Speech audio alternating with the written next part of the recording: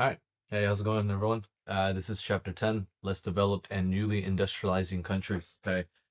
Those of you who are reading through the textbook probably noticed that this chapter was only around like 20 to like 30-ish pages. So really short. There's not too much content to kind of maybe highlight. This is going to be probably one of the shorter videos that we see in the class. Okay.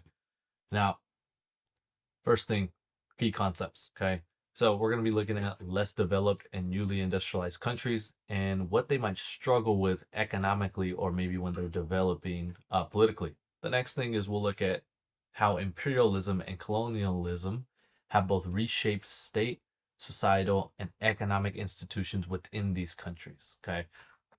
We'll also look at what happens post-imperial countries when they face ethnic division, weak states, or limited growth. Usually going to be some of those. This will be things like national, ethnic conflict. These are all things that we identified really early on in the class. Okay. Now, newer approaches to this is the last thing that will look like how they emphasize civil society and small-scale development and decentralization. Okay. So, what are these countries? Okay. Traditionally, we label these countries as third world, okay, or developing, okay. Third world doesn't have the best connotation to it, so we try to classify them as in maybe a more positive manner, okay. Now, go ahead and just move me down a little bit, okay. Um, Traditionally, we would say that these countries are useless. It group countries by what they weren't rather than what they are. Um, Newly industrialized countries are countries that have rapid growth and democratization. Okay, so these are going to be countries like South Korea and Mexico.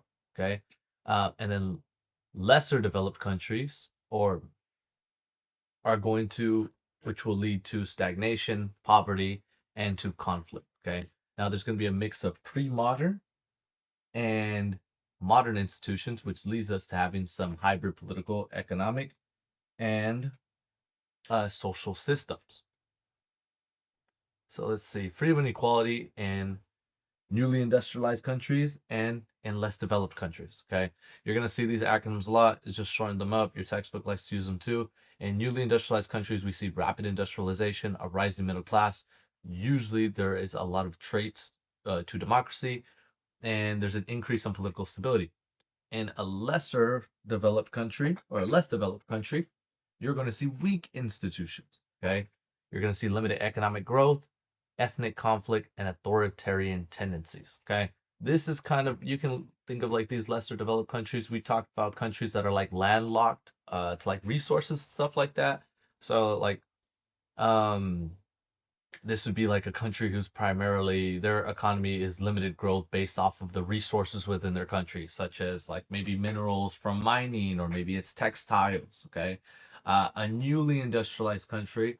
I think a really modern example of this we can actually look at India. Okay, something that's rapidly they're increasing in population, they're rapidly industrializing, producing things in the economy, and there tends to be more political stability there than maybe a country that is viewed as authoritarian. Uh, Now, um, less developed countries, or what we call third world countries, okay, you could really like specific examples if we were to look at like Brazil, okay. I don't know if you guys remember when Brazil hosted the World Cup, and I feel like I've talked about the World Cup a lot. This in this chapter, I'm not even a soccer fan like that, or in this class, they had this huge, massive mega stadium, and then their slums look like this, like right behind the stadium. And then I had to throw in a little Anakin Skywalker image as well, because Tatooine looks like a lesser developed country. Okay, actually, some parts of the Central Valley kind of look like this too, just kind of embarrassing. Okay. Now, imperialism and colonialism. Okay, what is imperialism? Okay, it's when the state extends its power beyond its borders to control a territory or people. Colonialism is going to be a physical occupation of a foreign territory, military, settlers, or companies. Okay, so if we wanted to look at like what is the United States most like, we're more like colonialism. Okay, we like to go around the world and we like to prop a military base up there. Okay, imperialism would be like if we were trying to control um, a specific group outside. I guess we can look at the reverse of that. Okay, a reverse of imperialism. Actually, we can look at United States history. Okay, for that. But if I were gonna make like maybe like a modern example of that, let's go with this state of Israel. Okay, they have tried to control other territories and people, specifically when it comes to their freedom of speech or how they voice their opinion or negative opinions about the country. Okay, I would say that's more imperial rather than colonial. Okay, obviously there's better examples that we can look at. I'm just trying to look at some modern things that maybe you see on a day-to-day basis that might help you remember a little bit. Okay, now colonialism is often means for consolidating an empire. There's a really good text or book that I'm reading or I'm about to start reading. How it's somewhere up there on that nice on that dresser. Okay, it is How to Hide an Empire. Okay, and essentially it is just highlighting this right here. That's what the little summary of the book is. I'm gonna read it once this class is over, and it's going to be obviously discussing things like this: economic extraction, strategic advance, religious and civilizing missions, and competition among European powers. Okay, now well, here's just a little graphics to kind of help you out if you want to see a different summarized version that's maybe not in the textbook, or maybe it's not me. That would be another resource for you. Okay, and then here's just a timeline of modern imperialism. Okay, um, so if we go all the way back to 1494, we have Spain and Portugal. They carve off the Americans. If we go to the 1600s, we have Dutch and English expansion. 1800s, British control in Asia. In 1884, we have um, Berlin conflict. Why did this timeline mess up? My fault. I'm just that should say 1947. Okay. I'll have to fix the dates on this. I apologize for that. I'm like go just autopilot, just going through things and just that they messed up the dates on this. Okay. These dates are correct in the box. This on the timeline is maybe a little messed up. Okay. But regardless, though, this is a little timeline that you can find within your textbook. I made a mistake while posting this PowerPoint. Okay. Now, exporting the state, imperial powers impose bureaucracy, national language, police, military, taxation, legal systems, and infrastructure. Okay. Obviously, people are going to be very upset when an imperial power is taxing them. Okay. Especially when that imperial power doesn't maybe have the best interests of the citizens within that country. Okay. Um, uh, Obviously there's some drawback, not drawback, but there's the flip side of it, that infrastructure, those roads, schools, and hospitals. Okay, now borders are drawn arbitrarily. Okay, often straight lines. Okay, um, your textbook likes to highlight some African states, and so the borders of 80% of African states are drawn to longitude and latitude. Result: hybrid institutions, neither fully modern nor fully pre-modern. Okay, now social identities under an empire. Okay, imperialism introduces ethnic identity, racial hierarchies, and gender norms. Okay, your textbook spends a good amount of time discussing gender norms and I would say a good amount of detail. National and ethnic identity are things that we discussed earlier in the chapter, so this chapter doesn't go into too much detail because not it's just kind of like just a summary, it's repeat information. Okay, now usually your ethnic classification is going to be your political is going to add um is going to lead to any political and economic inequality that exists within your nation. Okay. And then also there's the hierarchy when it comes to races. I want to say in this class I've already discussed with you, like we look at people differently. Okay. I'm not saying everyone looks at people differently, but skin color does play a role. Okay. And sometimes we like to rank people based off of their race. Okay. Sometimes it's just the color of their skin. Like you can be a similar race, but you being light complected compared to dark complected can actually make a difference and actually play a role into that hierarchy. Okay. Now the last thing is gonna be nationalism. This ironically gave colonized people the ideological force to demand independence. Yo, chill out, man. I'm not gonna restart the video for that. Okay. I'm not gonna edit that out either. Okay. Now, spreading democracy. I just thought I threw in a couple United States jokes. I thought I'd throw in the Trojan horse since the Odyssey's in theaters right now, and apparently it's kind of bad, or kind of weird. I guess it's not really historically accurate. I don't know if I'm gonna watch it, but this is the United States' way of giving humanitarian aid. We are always trying to prop up democracies. I don't want to say always, but it's a pretty common thing that we like to do, and then it's our way of getting our hands dirty, but trying to say that we're not really involved in that area. Okay. Then I for all my people out there that like to game a little bit, if you guys have played Hell Divers, okay, they like to the theme of the game is to actually spread democracy. Um, and it's funny if you're actually in this online space, there are a lot of middle-aged men that play this game. Okay, I played the game as well, but it's just kind of fun. It just kind of highlights these themes. And this obviously you're just killing a bunch of bugs and like robots on other planets and trying to spread democracy. Pop up military bases just like the United States does. Okay, I know it seems like I'm just kind of getting off topic talking about this. These dogs really making me angry right now. I was going to say something else. Okay. Gender and imperialism. Okay. Colonialism reshapes gender roles. Okay. Some argue that women actually gain access to education and healthcare in these scenarios. Okay. Others argue that women are actually restricted. Okay.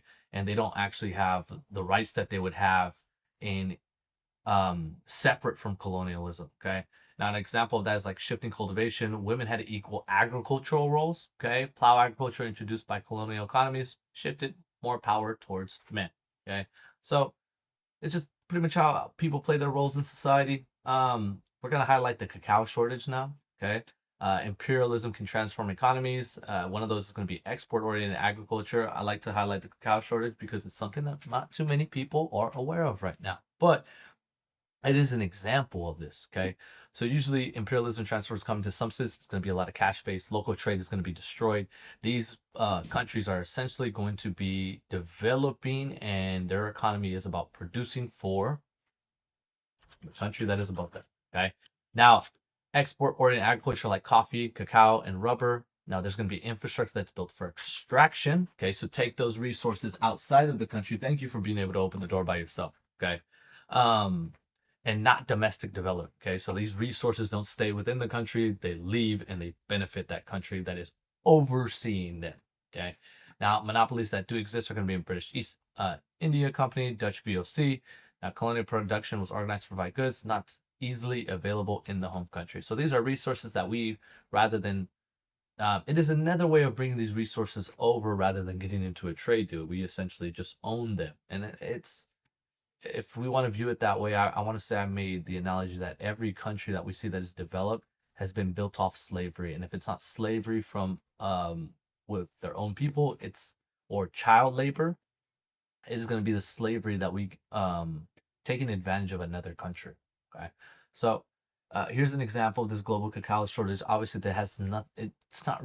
I don't think it's the fault of imperialism, but just interesting to highlight because it's kind of like a modern current event for you guys to know. This black pod disease is spreading and it is causing us to have a cacao shortage. Okay. Um, and obviously the weather's going to play a big role too. El Nino is supposed to be is predicted to be very massive this upcoming rain season. Okay, so this is an issue that might not actually get better. Obviously, these statistics come from 2023, 2024. This is we're still kind of recovering here. But yeah, we might have an issue where you see chocolate prices actually begin to go up. Okay, specifically the bags of chocolate chips. Okay, because having noticed it, go take a look at them in the store. It's not mainly because of inflation, it's actually because of this shortage right here. Okay. Now, post imperial challenges. Okay. After independence, states are going to face this. Like, this is when they finally break free, they gain their independence. Okay. Many states are going to face weak institutions. Okay. Because they don't have a strong base. Okay. Ethnic fragmentation. Remember, we have divided this country on when it comes to their ethnicity and their race. We have essentially pushed for them to separate from one another, not be tied together or united as a nation. Okay, limited economic diversification because they're going to be mainly producing what single items that their country's kind of landlocked in, like cacao, which we just went over. Okay, or like oil. Okay, typically there's going to be authoritarian rule because one person is going to be maybe have some charisma to rally these people, and they're just going to kind of reap whatever rewards that they possibly can. Corruption will take place. You'll see a lot of backdoor deals being made, or when those authoritarians take place or are in positions that they're in, they're going to be making deals that benefit themselves and not really the nation. And then the last thing is civil conflict. Okay. Now, some of these challenges, okay, newly industrialized countries can succeed with strong state capacity if they actually, whatever goods that they have, they export them, okay, and they run whatever money that they receive in return, whatever economic growth, they invest it back into education and they try to integrate themselves into global markets. For lesser or least developed countries, okay, they struggle due to being dependent on those resources, having colonial borders, okay, a weak civil society, external intervention. Those are those outside countries meddling with them. And then poor governance. Okay. And I want to say we're pretty much, this almost it. Yeah. Hold up. Let's go over this last slide and we're done with this chapter. Let me move myself out the way once again. So what are some paths moving forward? Okay. Um, Scholars emphasize civil society development, decentralization, anti-corrupt reforms, small-scale economic developments. This is like microfinancing, microcredits. Uh, Money gets like loaned out to these countries essentially, and they use it for small-scale economic development, or we actually invest into them. Okay, and we want to strengthen state capacity and have inclusive institutions. Okay, in the next chapter, we'll talk a little bit more about not really maybe we'll talk about economic development in a little bit different way. Well, it's going to be mainly the highlight will be globalization. So one more chapter to go. I'll make sure to have that other video posted for you guys soon. And that concludes it for this chapter. Okay. As always, if you have any questions, feel free to reach out. Sorry, this video was very uh informal. We can blame Snoop and Mookie for that, for barking and ruining it.